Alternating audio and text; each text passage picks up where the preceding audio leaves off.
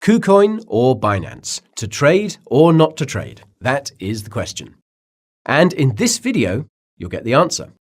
I'll weigh up the pros and cons of each and do a full comparison side by side. I also have a few hints and tips that could drastically reduce your trading fees. So if you want to stack as many sats as possible, then don't go anywhere.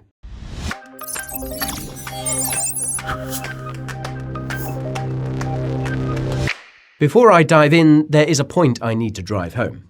I've been called an affable chap, a crypto guru, and a YouTuber who never talks smack. Well, I cannot quibble with any of that.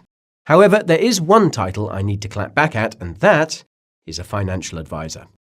Nothing in this video can be considered investment or financial advice, and I won't say it twice. It's for your educational and entertainment purposes only. If you're new here, allow me to welcome you to my humble abode. The name is Guy, and I'm your host here at the Bureau. Our YouTube show is where you go for all the latest in crypto.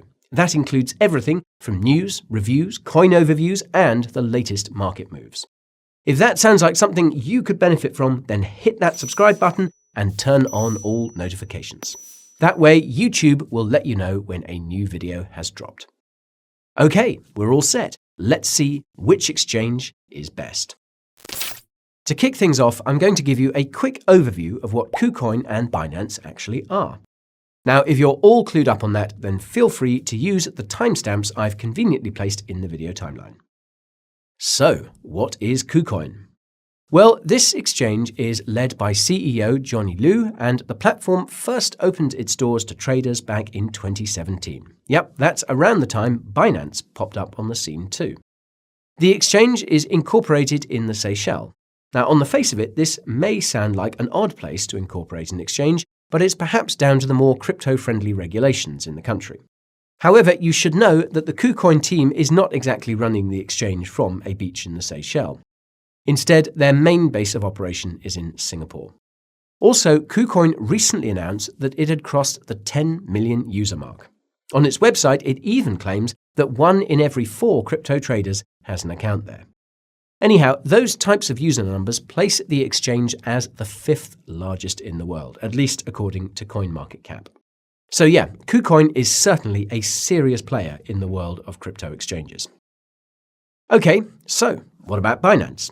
Well, it's still the #1 exchange for spot trading. That's due to its insane liquidity and extensive range of features. However, in spite of Binance's wild popularity, it's still not clear where the exchange is actually headquartered. Yes, it has staff and offices scattered around dozens of countries throughout the world, but it doesn't have a nominated headquarters. In fact, this is one of the main issues that many regulators around the world have taken with the exchange.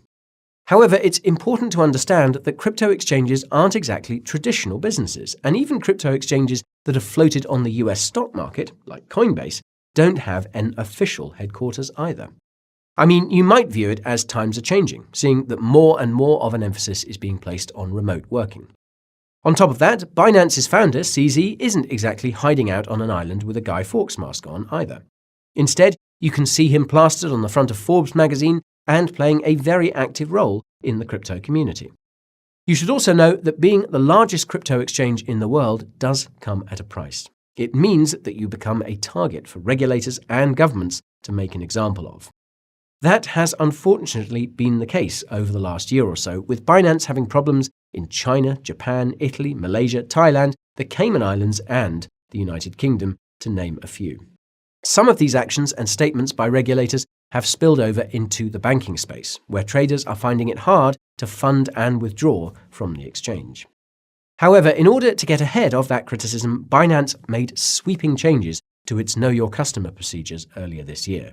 For example, it imposed mandatory KYC requirements, and old legacy accounts that have not submitted those documents are only allowed to withdraw small amounts. All that has led to Binance losing around 3% of its users in 2021. Yes, this KYC stance can be annoying for many crypto traders. However, it ultimately does make sense for Binance to continue operating in a world of increasing global regulations. On top of this, Binance has also shown a willingness to talk to regulators and play a role in shaping the future of crypto regulations. An example of this is Binance signing a recent memorandum of understanding with the Dubai World Trade Center Authority. The idea here is for the exchange to share its knowledge in collaborating with global regulators to aid the development of progressive virtual asset regulations. On top of all that, Binance also has a massive stake in the wider crypto ecosystem too. It owns a stake in Swipe, one of the leading crypto card providers. The exchange also acquired CoinMarketCap.com for a mind-boggling $400 million and acquired the ever-popular Trust Wallet way back in 2018 too. Anywho, that rounds off my overview on these exchanges. I now want to move on to perhaps the most important thing that anyone should consider before they use a cryptocurrency exchange, and that is security. Now, I need to be straight up with you and just say that neither exchange has a spotless record when it comes to hacks. In Kucoin's case, the hack happened back in late 2020 when the cryptoverse awoke to the news that the exchange had been hacked for a whopping $280 million. Scary times. Now, to Kucoin's credit, it acted quickly and decisively by communicating the problems. Deposits and withdrawals were also frozen but were restored within a week, along with all other exchange features. In the background, Kucoin worked with crypto projects and other exchanges to recover $222 million of those stolen funds. Another $17.5 million were retrieved by working with police forces, and that left $45 million unaccounted for, which Kucoin reimbursed in full by tapping its insurance fund. So yeah, no Kucoin user lost money in this hack. After the hack, the exchange naturally upgraded its entire security system. This included security upgrades for the website, app, and Kucoin API. In addition, the network security architecture system was upgraded, the security team was restructured, and Kucoin's investment in security was also increased. Now, precise details on these security upgrades are hard to come by, but I guess that makes sense, as you probably don't want to tell potential hackers precisely what safeguards they need to try and work around. When it comes to account security features, Kucoin offers a plethora of different options. Yes, that includes a bog-standard password and two-factor authentication. You can also set a separate trading password, which is required to execute any trade on the platform and is a simple way to give you that added layer of security. On top of that, you can also restrict account logins by IP, and there are several anti-phishing protections you can activate on your account too. Okay, so how are things over at Binance? Well, the exchange also had a major hack, this time back in 2019. That saw around 2% of all the Bitcoin on Binance hacked from the exchange's hot wallet. This meant that an eye-watering 7,000 BTC were stolen. But what can be inferred from this hack is that around 98% of all crypto on the exchange is kept in cold storage. Yes, the hack was terrible. However, again, no user funds were lost as a result of it. Binance basically reimbursed everyone by tapping the SAFU fund, a fund set aside by Binance to protect users against this precise eventuality. Now, when it comes to account security, you also have most of the standard features. Binance allows you to secure your account with a straightforward password and 2FA. However, you can further enhance that security by using a security key like a YubiKey to verify you're a human and not a remote attacker. In terms of more advanced security measures, you can also whitelist crypto addresses that you control. That way, a crypto hacker who gained access to your Binance account couldn't ninja in and clear it out in a few minutes. Instead, they would have to whitelist their wallet address and wait for 24 hours to make that withdrawal. Now, doing that will result in you being sent an email to tip you off that something isn't right, giving you plenty of time to lock down your account and prevent that attempted theft. You can also set up an anti-phishing code. Do that and you'll see that code in every email Binance sends you. It's pretty useful to protect yourself from spoofed emails pretending to be Binance.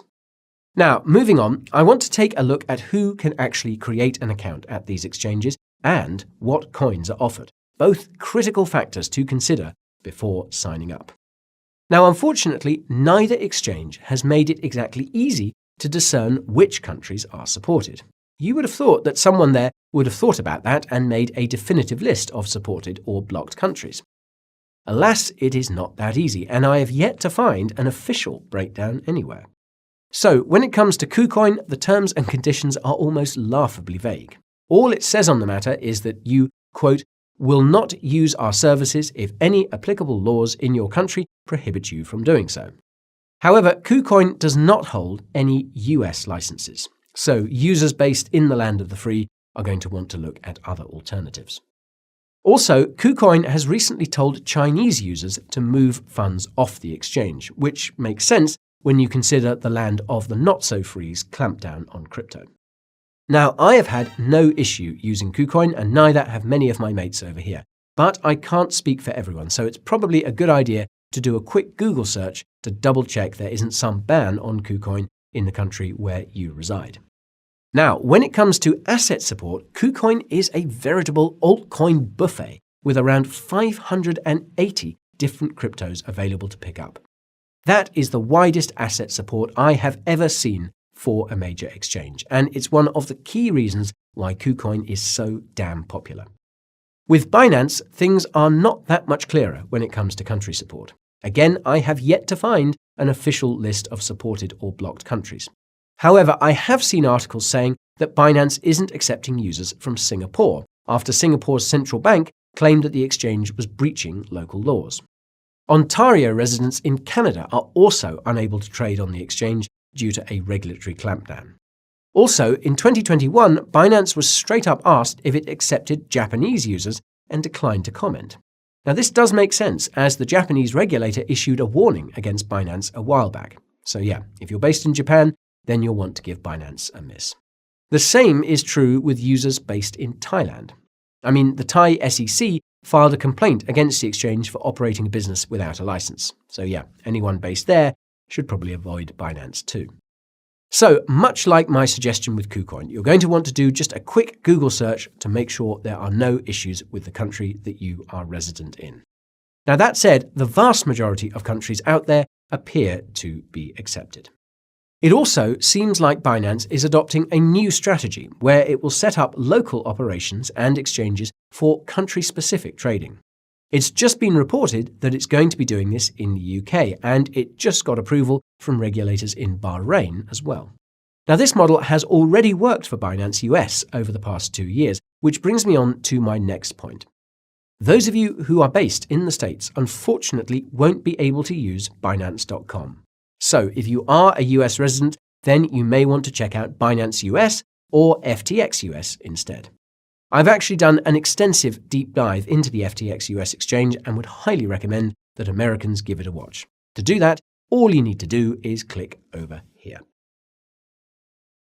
Now, in terms of crypto asset support, Binance supports around 420 different cryptocurrencies, which is pretty mental when you consider that FTX only supports around 260 and Coinbase Pro a mere 140. Yes, Binance's asset support falls shy of Kucoin's. However, both exchanges offer access to an incredible selection of cryptocurrencies, and most people are going to be able to find what they want on either exchange. Anywho, that is country and coin support covered. Let's take a look at the funding and withdrawal methods offered by these exchanges. It is true that Kucoin has a few ways to deposit fiat on the exchange. However, there really isn't an easy way to make withdrawals back to your bank account. So just be aware that you'll have to transfer crypto from Kucoin to a crypto to fiat off-ramp exchange like Coinbase if you want to cash out those gains. When it comes to fiat deposits, Kucoin offers deposits via third-party providers, and they allow you to deposit using Visa, MasterCard, and Apple Pay. However, the easiest way to get that dirty fiat onto Kucoin is going to be through their fast trade service.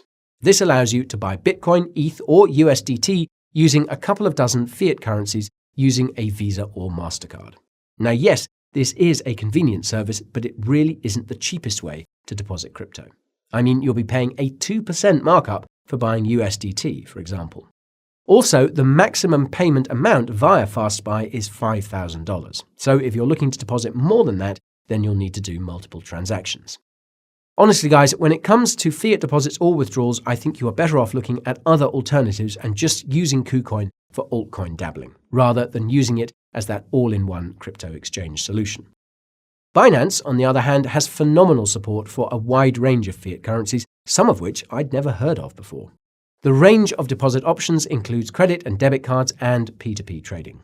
However, I would recommend that you only consider bank deposits as the way to get fiat onto Binance.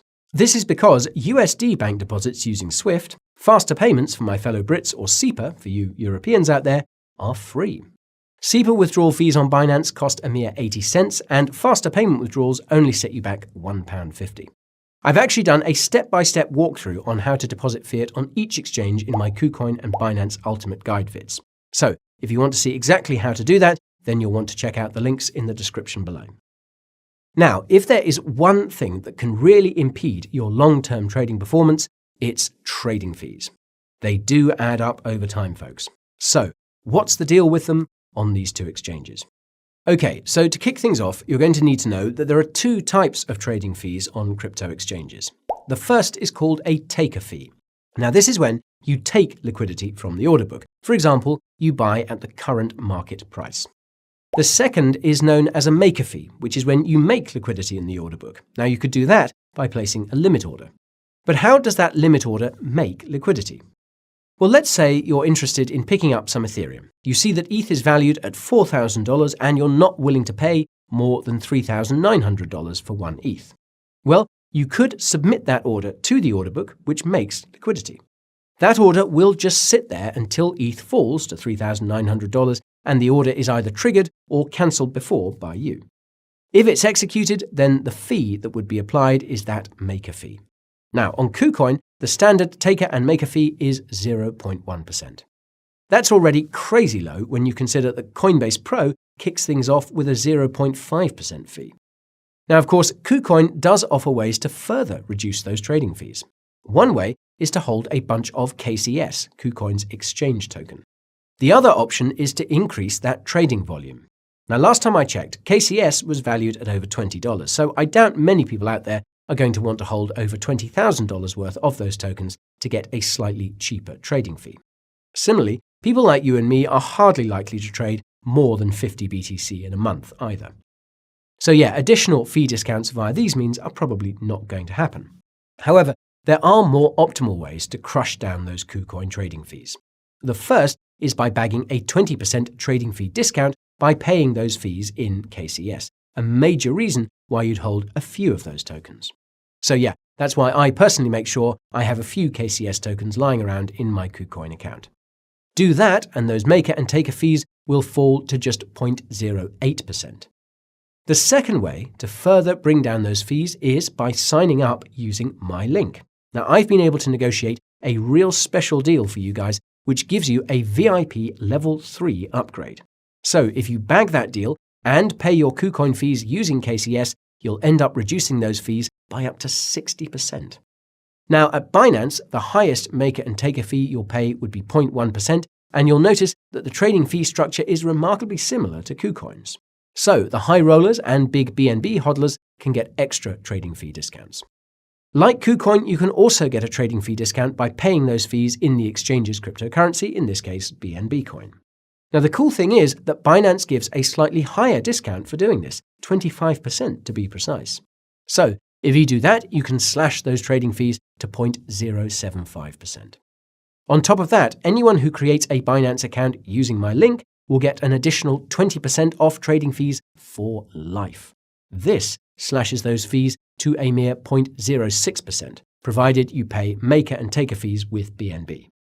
So comparing that 0.06% taker fee to KuCoin's 0.064% effective rate, it's a bit cheaper.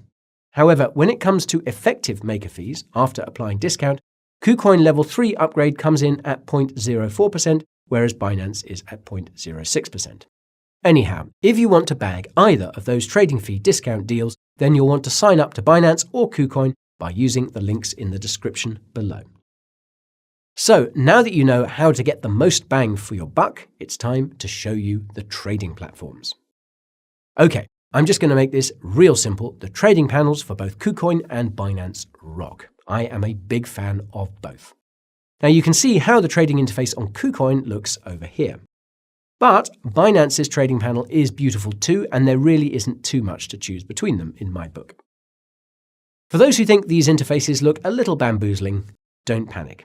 In the dedicated overview videos that I talked about earlier, I have done step-by-step guides on how to trade on these platforms, and those I'll link to in the description. So be sure to give those a watch after this to make sure that you're fully clued up on their features and functionality. Moving on though, I want to take a look at another really important consideration for any trader, and that is customer support. Nothing is more frustrating than having to wait days for a support ticket. So, how do these two stack up?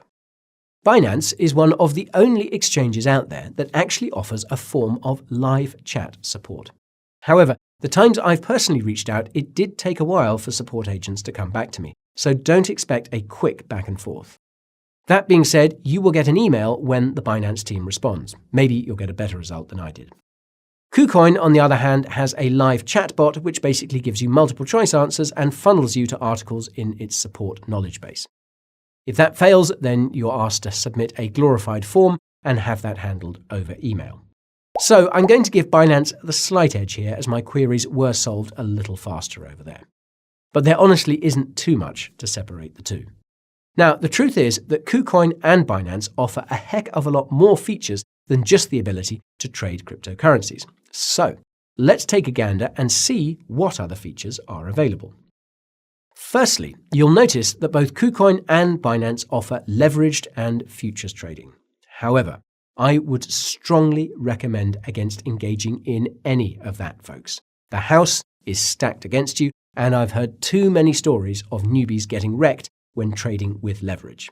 I've actually done a video that explained these risks in a bit more detail. Not only from the perspective of an individual trader, but also the broader market as a whole. So feel free to watch that in the top right. Okay, so with that warning out of the way, let's take a look at some of the other more notable features on offer. On Binance, you can get your hands on a hot crypto Visa card. This allows you to spend your crypto wherever Visa is accepted. Super neat. On top of that, you can earn up to 8% cashback too. Then there's something known as the launch pool, which allows you to stake different cryptocurrencies to acquire new token rewards.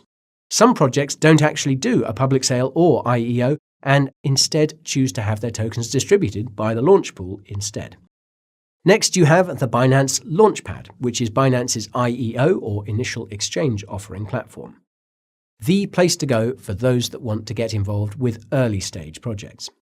Binance also has a pretty extensive NFT marketplace too, although I will admit it still doesn't square up to some of the more established NFT marketplaces. Feel free to watch my video on the top 5, which is in the usual spot. So, moving on to Kucoin, it actually offers a free crypto trading bot. Now, what's important to understand here is that these bots are not money printing machines.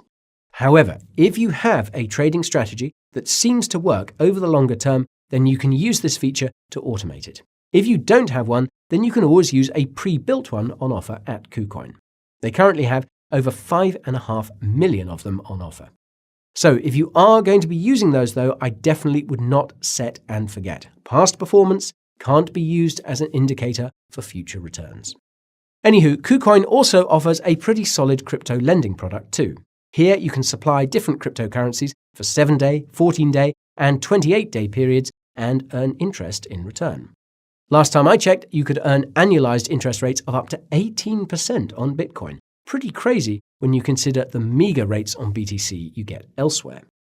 Now these are just some of the features on offer here, and I'm really just scratching the surface. So I highly encourage you to take a deeper look at all that's on offer on both of these exchanges before taking the plunge.